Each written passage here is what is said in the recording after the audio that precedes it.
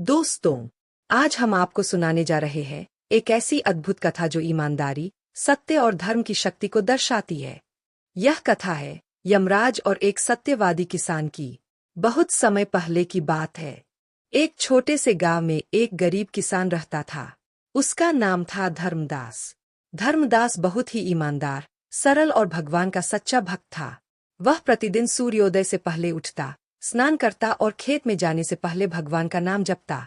गांव के बाहर मिट्टी की बनी एक छोटी सी झोपड़ी थी। उसी झोपड़ी में रहता था किसान धर्मदास। उसके पास न तो बहुत जमीन थी, न धन संपत्ति, लेकिन उसके पास था सच्चाई का धन। लोग अक्सर उससे कहते, धर्मदास, तुम इतने ईमानदार क्यों हो?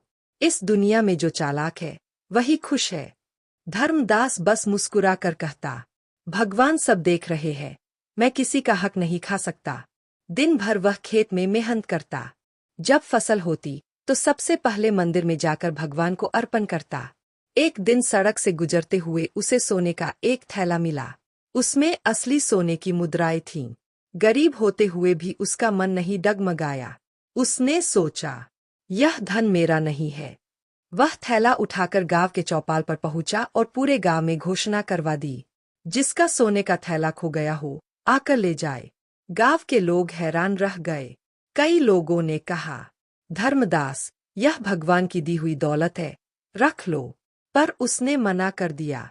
कुछ देर बाद एक व्यापारी रोते हुए आया। वह बोला, यह थैला मेरा है, मैं इसे खो चुका था। धर्मदास ने उसे थैला लौटा दिया। व्यापारी ने खुश होकर एक सोने की मुद्रा देना चाहा, लेकिन धर्मदास ने हाथ जोड़कर मना कर दिया। उसी रात यमलोक में एक अद्भुत घटना हुई। उसी रात यमलोक में यमराज अपने सिंहासन पर विराजमान थे। उनके सामने उनके सचिव चित्रगुप्त हाथ जोड़कर खड़े थे। चित्रगुप्त ने कहा, महाराज, आज पृथ्वी लोक में एक किसान ने अद्भुत कर्म किया है। यमराज ने गंभीर स्वर में पूछा, क्या विशेष कर्म किया उसने? चित्रगुप्त ने धर्मदास की पूरी कहानी सुनाई, उसकी गरीबी, उसकी ईमानदारी और सोने का थैला लौटाने की घटना। यमराज कुछ देर मौन रहे, फिर बोले, आज सत्य की परीक्षा लेने का समय आ गया है। अगली सुबह धर्मदास अपने खेत में काम कर रहा था। तभी धरती कांपने लगी। आसमान काला हो गया। तेज हवा चलने लगी। अचानक उसके सामने एक भयंकर रूप प्रकट हुआ। काले वस्त्र, लाल नेत्र और हाथ में पाश लिए हुए वह स्वयं यमराज थे। गांव के लोग डरकर भाग गए, लेकिन धर्मदास के चेहरे पर कोई भय नहीं था। उसने हाथ जोड़कर कहा, प्रणाम महाराज, आप मेरे जैसे तुच्छ किसान के सामने क्यों पधारे? यमराज ने कहा, मैं तुम्हारी सत्य की परीक्षा लेने आया हूँ। उन्होंने अपनी दिव्य शक्ति से उसके सामने सोने चांदी के ढेर प्रकट कर दिए और बोले, यदि तुम यह सब अपना बता दो, तुम इसे तुम्हें दे दूंगा। धर्मदास ने आंखें बंद कीं और शांत स्वर में बोला, महाराज, जो मेरा नहीं वह मुझे नहीं चाहिए, चाहे वह पूरी दुनिया का धन क्यों न हो। यमराज ने फिर अग्नि की ज्वाला पैदा की, भयंकर दृश्य दिखाया, डराने का प्रयास किया, लेकिन धर्मदास का मन नहीं डगमगाया। यमराज मन ही मन प्रसन्न हो गए, लेकिन अभी परीक्षा पूरी नहीं हुई थी। यमराज ने अपने भयंकर रूप को और विकराल बना लिया। चारों ओर अंधकार छा गया। धरती फटने लगी, आकाश से बिजली गिरने लगी, मानो प्रलय का दृश्य हो। यमराज ने कठोर स्वर में कहा, धर्मदास, यदि तू सत्य से डिग जाए तो मैं तुझे नरक में डाल दूंगा। धर्मदास ने शांत होकर उत्तर दिया, महाराज, यदि मेरा जीवन सत्य के बिना है तो नरक भी मुझे स्वीकार है। यह सुनकर यमराज थोड़ी देर के लिए स्तब्ध रह गए। अब यमराज ने अंतिम परीक्षा का रूप लिया। उन्होंने एक मायावी दृश्य रचा। धर्मदास के सामने उसकी पत्नी और बच्चे प्रकट हुए। वे रो रहे थे, भूख से तड़प रहे थे। पत्नी बोली, स्वामी, अगर यह धन स्वीकार कर लेंगे तो हमारे बच्चे भूखे नहीं सोएंगे।